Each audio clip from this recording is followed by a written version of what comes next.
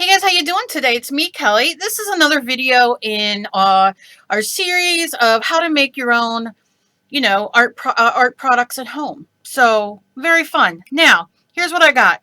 I have a empty squirt bottle. I have 91% rubbing alcohol. Now this also comes in 70. If that's what you have, that's what you use. Go to your dollar store, you get a full bottle, or your local drugstore. Very inexpensive and, very handy.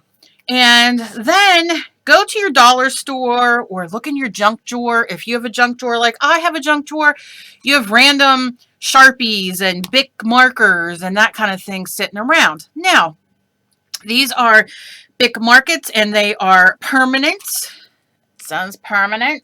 Look. Permanent marker. This is a fine point. This is yellow and this is an ultra fine point. So what you want to do is get your permanent marker from I think they have like faux Sharpies at the dollar store, or, wherever, and take it. Now what we're going to do is we're going to take our bottle. I rinsed mine out, but there's a little water in there, but no big deal. Then you're going to take your alcohol and you're going to squirt it in here. Oh, it just peed everywhere. Now you could take the lid off and pour it like a human being, or you could play, can I hit the hole? Whatever way you want to be. And I'm just going to do that. And I'm going to fill it, maybe halfway, maybe 3/4, whatever. Can you see? It's hard to hold it sideways. So I put the lid on, whatever you want it to be. Now I'm just going to suck up this alcohol here. I just don't want it to smell it all day. Okay, so then what you're going to do is you're going to pick whatever marker you're going to use. I'm going to use this darker purple because it, it will show better. So now I'm going to take my tweezers, and I just had my tweezers here. What happened to them? There they are. Okay. You're going to take your tweezers and pull it out like that. Very simple, no big deal. We're going to drop our bad boy in there. Now what we're going to do is we're going to leave it soak. And I'm going to put the lid on.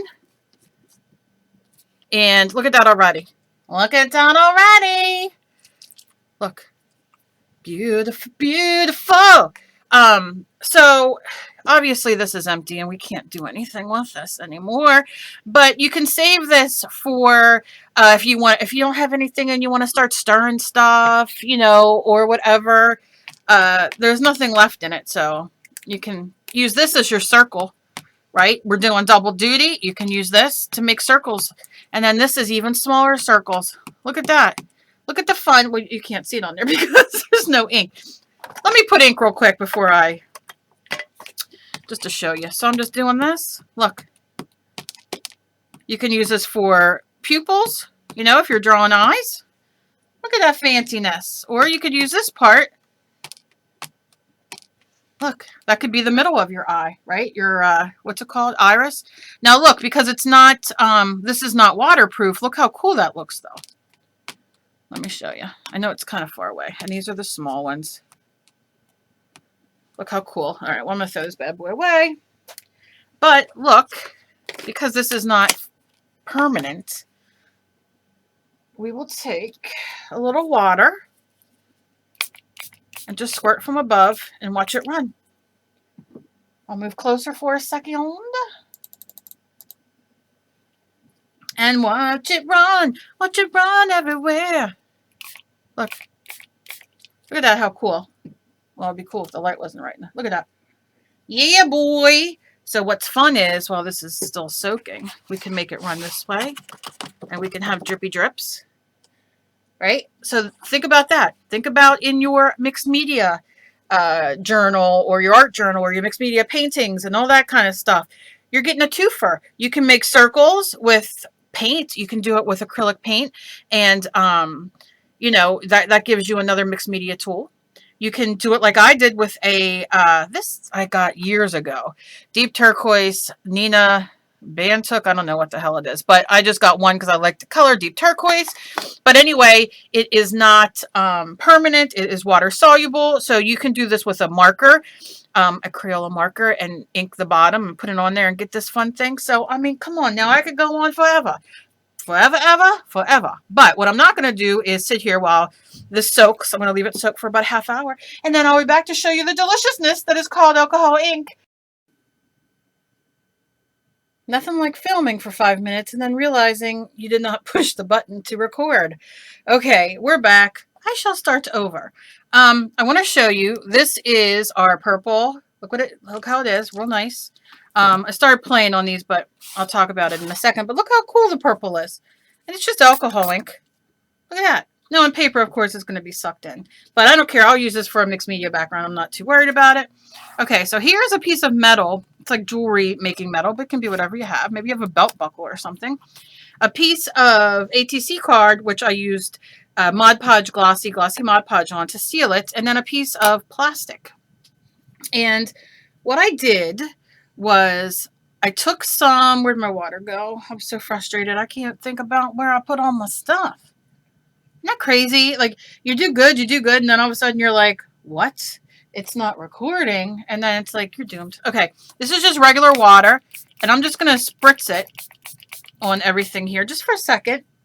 Going to give it a second, and then I'm going to take my pipette. Now, you can get these pipettes at your, Walmart and all that kind of thing, even at your hobby stores. However, if you don't have these, let me give you a little quick tip. Go to your dollar store and go into the medicine section and get kids medicine that are drops. Like, Tylenol has it for infants and their drops and that kind of thing. And if you can afford 5 of them, get 5 of them. Bring them home, wash them out real good. Make your alcohol ink, send them in different colors. You buy 2, 3, 4, 5, whatever you get. Make them, put the thing in there and let it sit. Now, I leave the nozzle in there from the pen because it helps. It becomes like a agitator for anything that settles on the bottom when I shake it. So it helps, like as if it's a marble. But you don't have to. And then you can make your own, you'll have the dropper, you'll have your own alcohol inks, and that's a little Kelly tip for you. All right, so I have a little bit of water on there. I shake this up, shake it up, and I'm going to take my handy dandy squeezy wheezy. I'm going to get some, and I'm just going to, up here, just drop. And look at it go. Let me move in. Maybe if I move you in a little bit, it won't be so blown out. Because the metal is being a real jerk today. Yeah, I'm going to do a drop here.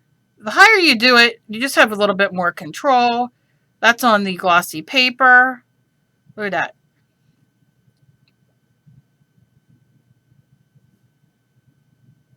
And just drop it.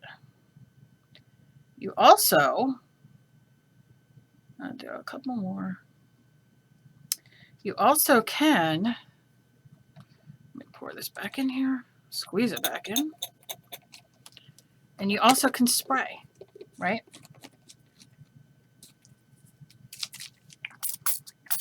And I like just to spray. It's all right. Just leave it because the droplets are going to dry. And that is the fun thing. So I'm going to let that dry. I don't want to use my heat gun due to the fact of pushing it too much away, like blowing it off. I mean, I can, but I think I'm just going to let it sit. Now, what I do have here is regular, that's where the orange is coming from. This is just regular alcohol ink that you have that you can buy. Hey, if you find it on clearance or you might have a stray 1 or 2 sitting around, use it. That's where I got the orange. So I'm going to be up here and I'm going to drop it. And drop it. I'm just dropping.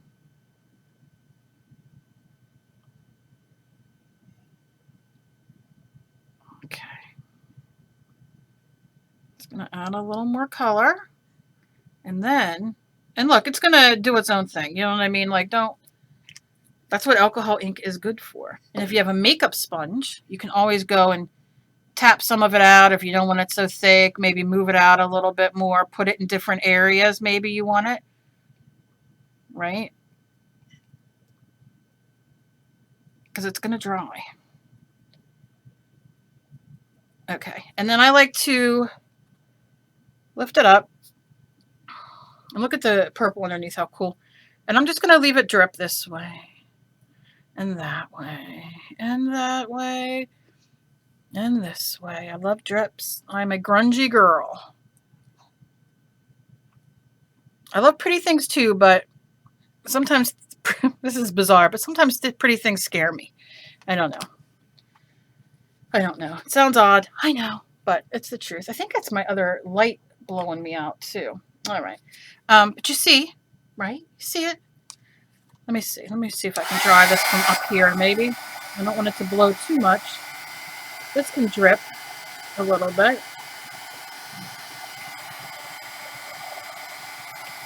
You see I'm holding it way up. So it's going to dry. It's going to push it around a little bit.